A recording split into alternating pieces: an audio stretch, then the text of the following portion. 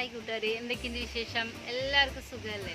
അപ്പോൾ ഇന്ന് നല്ലൊരു ഫേസ് പാക്ക് ആട്ടോ. ഞങ്ങൾ ഫേസ് പാക്ക് എന്ന് പറഞ്ഞാൽ ആയുർവേദ ഫേസ് പാക്കാണ്. നമ്മുടെ ഞവരേരി കൊണ്ടുള്ള ഫേസ് പാക്ക് ആട്ടോ ഉണ്ടാകും. സ്കിന്നിനെ ഹൈഡ്രേറ്റ് ആക്കുക മാത്രമല്ല കേട്ടോ, നമ്മുടെ സ്കിന്ന് നല്ലോണം ബ്രൈറ്റ് ആക്കാനും അതുപോലെ തന്നെ പിഗ്മെൻറ്റേഷൻ ഒക്കെ ഇല്ലേ, അതൊക്കെ മാറ്റാനും ഒത്തിരി ഹെൽപ്പ് ചെയ്യുന്ന ഒരു പാക്കാണ് കേട്ടോ ഇത്. അപ്പോൾ ഈ ഞവരയുടെ ആയുർവേദ ഫേസ് പാക്ക് എങ്ങനെ ഉണ്ടാക്കുക നമുക്ക് നോക്കിയാലോ. ഇത് ഞാൻ വെള്ളത്തിട്ട് നല്ലോണം കഴുകിയെടുക്കുകയാണ് കേട്ടോ. ഇത് കഴുകിയെടുത്തതിന് ശേഷം നമുക്ക് കുക്കറിനകത്തിട്ട് നല്ലോണം അത് കണ്ടോ, ഞവരേരി നല്ലോണം വേവിച്ചെടുത്താണ്. ഇനി ഇതിനകത്തേക്ക് നമ്മൾ ചേർക്കേണ്ട പാലാണ്. കണ്ടോ, ഇതിങ്ങനെയാണ് നന്നായി വെന്തിട്ട് ഇത് പാല് ചേർത്തിട്ട് ആവശ്യത്തിന് പാല്, തിളപ്പിക്കാത്ത പാലാണ്. അല്ലെങ്കിൽ നിങ്ങൾക്ക് വേണമെങ്കിൽ മറ്റേ കോക്കനട്ടിൻ്റെ മിൽക്ക് എടുക്കാം. ഇത് ഞാൻ പശുമ്പാലാണ് എടുക്കാൻ പോണത്. അപ്പം ഞാൻ എൻ്റെ നല്ല ഡ്രൈ സ്കിന്നാണ് കേട്ടോ. ഡ്രൈ സ്കിന്നുള്ളവർക്ക് കോക്കനട്ടിൻ്റെ മിൽക്കോ അല്ലെങ്കിൽ പശുമ്പാലോ എടുക്കാം. അതെല്ലാം നോർമൽ സ്കിന്നാണ് അല്ലെങ്കിൽ ഓയിലി സ്കിന്നാണെന്നുള്ളവർക്ക് ഇത് വെറുതെ അരച്ച് ചേർക്കുക, അല്ലെങ്കിൽ റോസ് വാട്ടർ ഉപയോഗിച്ച് ചേർക്കാം കേട്ടോ.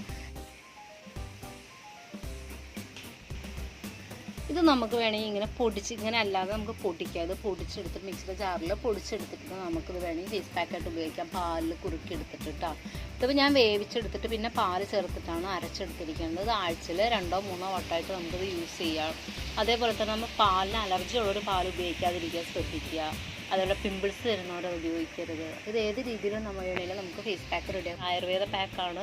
നമുക്ക് വേണമെങ്കിൽ ചെറിയ കുട്ടികൾ 10-12 വയസ്സിന് മുകളിലുള്ള പിള്ളേർക്കൊട്ട് ഉപയോഗിക്കാം. ഫുൾ ബോഡി ഇത് അപ്ലൈ ചെയ്യാം കേട്ടോ. ഈ ഒരു കാലാവസ്ഥയിൽ നമ്മുടെ ബോഡി ഭയങ്കര ഡ്രൈ ആയിരിക്കുമല്ലോ.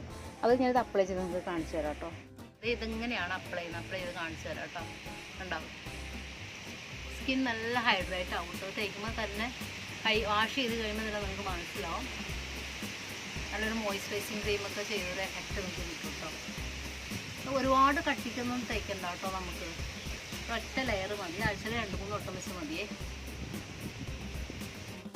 10 മിനിറ്റ് മുഖത്ത് വെച്ചതിന് ശേഷം വലിഞ്ഞ് ഞാനൊരു നല്ലോണം അതൊന്ന് വലിയൊന്നും വേണ്ട, ഒരുമാതിരി വലിഞ്ഞ് നനഞ്ഞ തുണി വെച്ച് നന്നായിട്ട് നമുക്കിത് തുടച്ചെടുക്കാം കേട്ടോ. അത് ഞാൻ നന്നായിട്ട് തുടച്ചെടുക്കുകയാണ് കേട്ടോ.